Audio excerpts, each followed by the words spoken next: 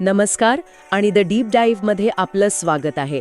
आज आपण केवळ एका ऐतिहासिक राजाबद्दल नाही, तर एका अशा विचारधारेबद्दल, एका ऑपरेटिंग सिस्टमबद्दल बोलणार आहोत, जी आजही तितकीच महत्त्वाची आहे. हो, छत्रपती शिवाजी महाराज हे नाव ऐकल्यावर आपल्या डोळ्यासमोर काय येतं? लढाया, किल्ले, शौर्य. पण या शौर्याच्या मागे एक अत्यंत विचारपूर्वक घडवलेली व्यवस्था होती. आज आपण त्या व्यवस्थेच्या मुळाशी जाणार आहोत. नेमका हाच मुद्दा महत्त्वाचा आहे, नाही का? डॉक्टर न देशपांडे यांचे छत्रपती शिवाजी महाराज या पुस्तकाच्या आधारे आपण हेच उलगडणार आहोत.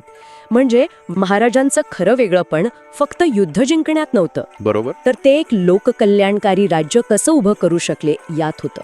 त्यांची प्रशासन व्यवस्था, त्यांची न्यायप्रणाली आणि त्यांची दूरदृष्टी, यामागे कोणता विचार होता हे समजून घेणं म्हणजे त्यांच्या यशाचं खरं रहस्य जाणणं. आणि हे सगळं त्यांनी ज्या परिस्थितीत केलं ते तर थक्क करणारं आहे.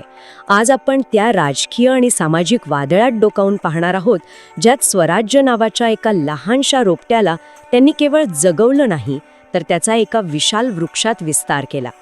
चला तर मग या सखोल चर्चेला सुरुवात करूया.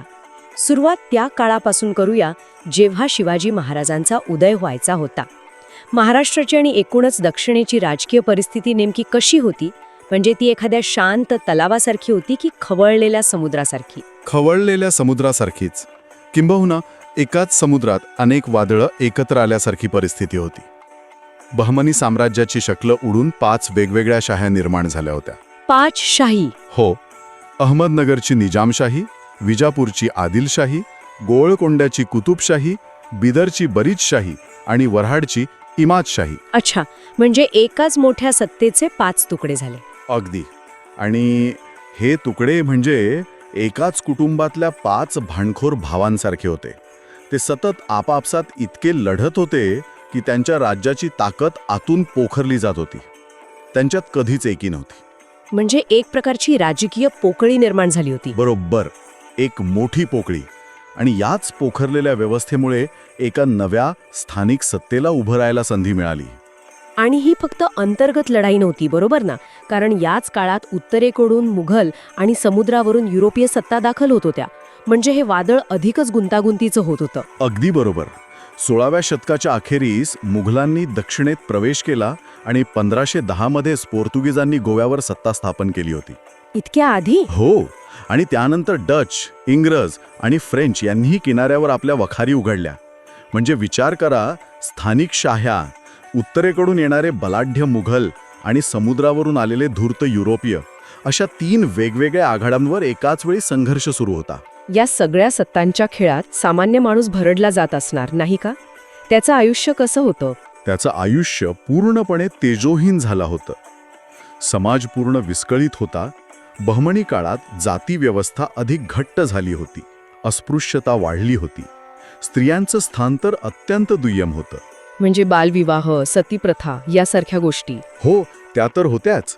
पण एक सगळ्यात महत्त्वाचा मुद्दा म्हणजे प्रशासनातील सर्व मोठी पदं ही इराण, तुर्कस्थानमधून आलेल्या परदेशी मुसलमानांकडे होती. अच्छा, म्हणजे स्थानिक लोकांना संधी नव्हती. स्थानिक हिंदूंना तर सोडाच, पण पिढ्यानपिढ्या इथे स्थायिक झालेल्या स्थानिक म्हणजे दख्खनी मुस्लिमांनाही प्रशासनात महत्त्वाचं स्थान नव्हतं.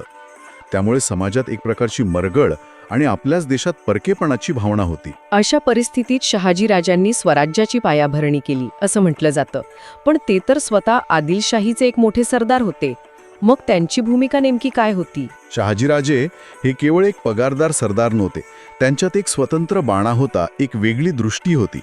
याचं सर्वात मोठं उदाहरण म्हणजे जेव्हा मुघल सम्राट शहाजहान आणि आदिलशहाने मिळून 1636 मध्ये निजामशाही पूर्णपणे संपवली, तेव्हा शहाजीराजांनी काय केलं? त्यांनी निजामशाहीच्या एका वारसाला गादीवर बसवून ती वाचवण्यासाठी एक स्वतंत्र लढा दिला.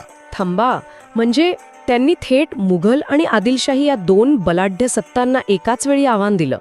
पण हा एकट्याने 2 मोठ्या सत्तांना आव्हान देण्याचा प्रयत्न म्हणजे थोडा धाडसी नाही वाटत? वरकाणी पाहता ते धाडस वाटेल आणि तो लढा अयशस्वीही ठरला.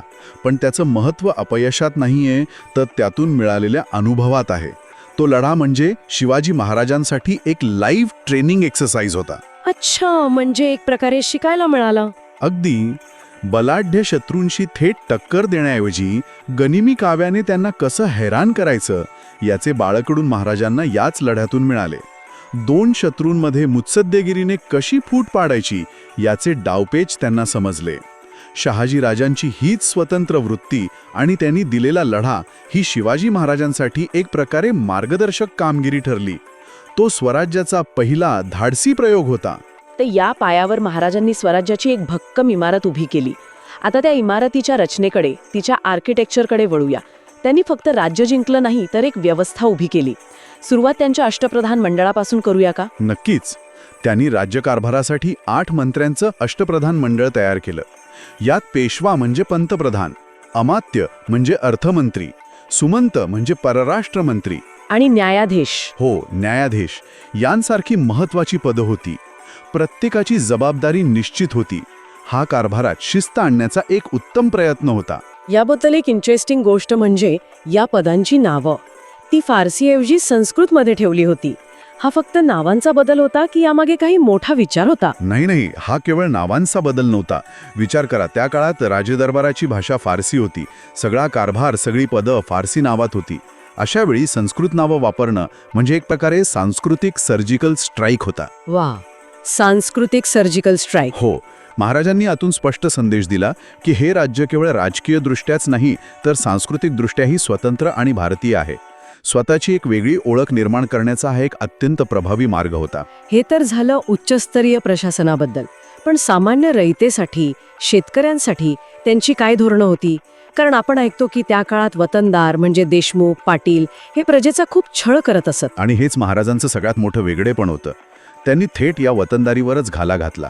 रयत ही वतनदारांची गुलाम नाही, ती राजाची आहे हे त्यांनी ठणकावून सांगितलं. अच्छा.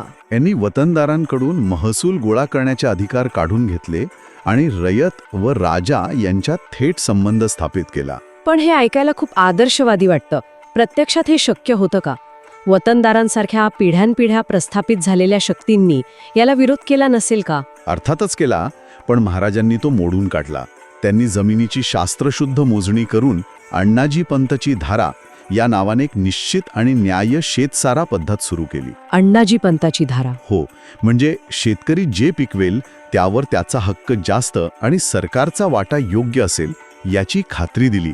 एवढंच नाही तर दुष्काळ किंवा इतर संकटकाळी शेतकऱ्यांना बी बियाणे, नांगर आणि बैल घेण्यासाठी सरकारकडून बिनव्याजी कर्ज दिलं जात असे. अरे वा. यातून शेतकऱ्याच्या मनात विश्वास निर्माण झाला की हा राजा आपला आहे. ही भावनाच स्वराज्याचा खरा पाया होती. स्त्रिया आणि दुर्बळ घटकांना न्याय देण्याबद्दल त्यांची भूमिका किती कठोर होती याचे एखादं उदाहरण आहे का? कारण त्या काळात स्त्रियांच्या सन्मानाला फारशी किंमत नव्हती. याबद्दल एक प्रसिद्ध उदाहरण आहे जे त्यांची न्यायप्रियता दाखवतं. रांझे गावच्या पाटलाने एका स्त्रीवर अत्याचार केला. ही गोष्ट महाराजांपर्यंत पोहोचताच त्यांनी क्षणाचाही विलंब न लावता त्या पाटलाचे हातपाय तोडण्याची कठोर शिक्षा दिली. बापरे, म्हणजे इतकी कठोर शिक्षा? हो, यातून त्यांनी संपूर्ण स्वराज्यात एक स्पष्ट संदेश दिला की स्वराज्यात स्त्रियांचा अनादर अजिबात सहन केला जाणार नाही, मग गुन्हेगार कितीही मोठा असो. आणि ही भूमिका फक्त आपल्या राज्यातील स्त्रियांपुरती नव्हती, नाही का? अजिबात नाही. शत्रूच्या स्त्रिया जरी युद्धात सापडल्या तरी त्यांना सन्मानाने त्यांच्या घरी परत पाठवण्याचा त्यांचा सक्त नियम होता. ही गोष्ट साधी नाही. हे खुद त्यांचा कट्टर शत्रू असलेला मुघलांचा इतिहासकार खाफी खान यानेही आश्चर्यचकित होऊन लिहून ठेवलं आहे. यावरून त्यांच्या चारित्र्याची उंची लक्षात येते. पण समाजातला दुसरा एक महत्त्वाचा घटक म्हणजे धर्म. ज्या काळात धर्माच्या नावावर तलवारी उपसल्या जात होत्या तिथे महाराजांनी हे संतुलन कसं साधलं? त्यांनी सर्वधर्म समभाव हे तत्व केवळ बोलून दाखवलं नाही तर ते प्रत्यक्षात आणलं. त्यांच्या सैन्याला सक्त नियम होता की कोणत्याही मोहिमेवर असताना मशीद दिसल्यास तिला धक्का लावू नये. हो. आणि कुराण हा पवित्र ग्रंथ सापडल्यास तो सन्मानाने मुस्लिम व्यक्तीकडे सुपूर्द करावा. त्यांच्या आरमारी दलाचा पहिला प्रमुख दौलत खान हा मुसलमान होता. यावरून त्यांची माणसाची पारख करण्याची दृष्टी दिसते, धर्मावरून नाही.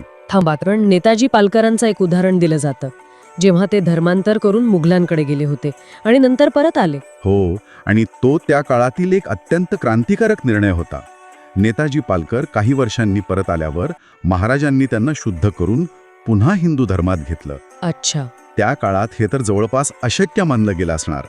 या एका निर्णयाने त्यांनी दाखवून दिलं की त्यांच्यासाठी माणुसकी आणि राज्यप्रती निष्ठा ही धर्माच्या भिंतींपेक्षा मोठी आहे.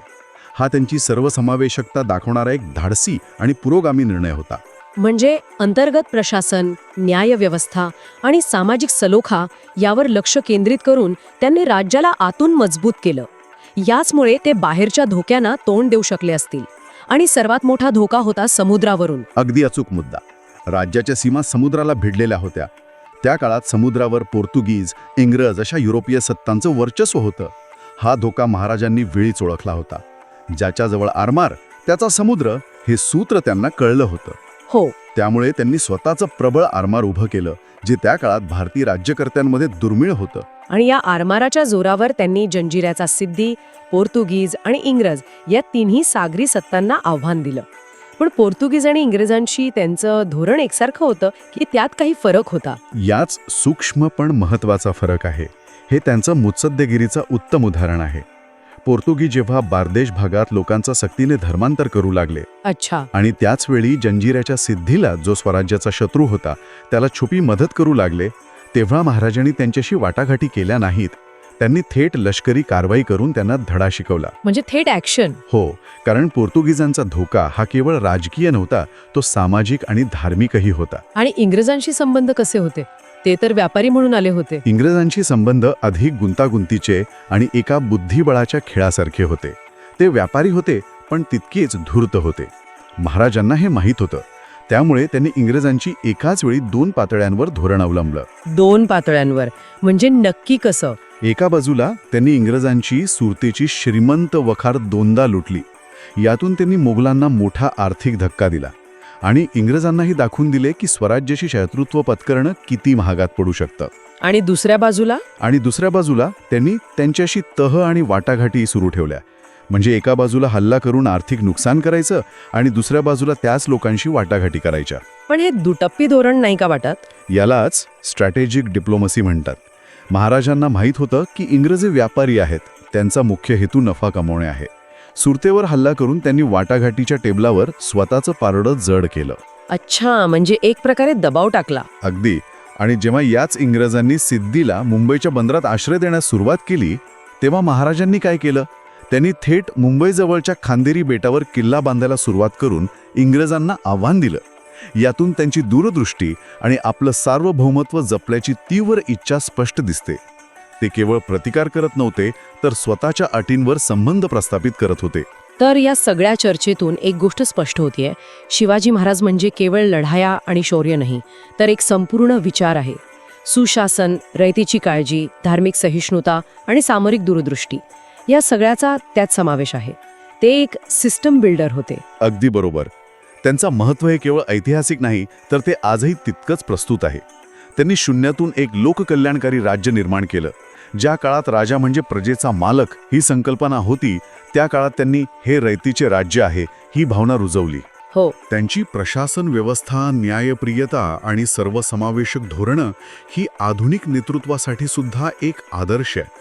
त्यांनी एका विस्कळीत समाजाला अस्मिता आणि आत्मविश्वास दिला. या सखोल चर्चेनंतर ऐकणाऱ्यांसाठी एक विचार नक्कीच शिल्लक राहतो. तो विचार असा की आजच्या काळात जिथे राजकारण आणि समाज अनेकदा विभागलेला दिसतो, तिथे शिवाजी महाराजांच्या राज्यकारभारातील कोणती तत्वे सर्वात जास्त महत्त्वाची वाटतात? त्यांची न्यायप्रियता, त्यांची सर्वधर्म समभाव वृत्ती की त्यांची दूरदृष्टी? आणि ही तत्वे आजच्या काळात कशी लागू केली जाऊ शकतात यावर विचार करायला हवा.